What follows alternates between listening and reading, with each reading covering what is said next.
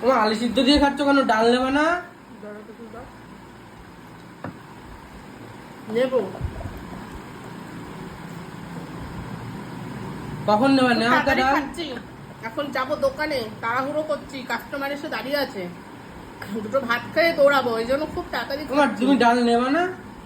হুম, নেবো তো বলছি, দাঁড়া তা নেও। আমি তো দিয়ে নিয়ে নি।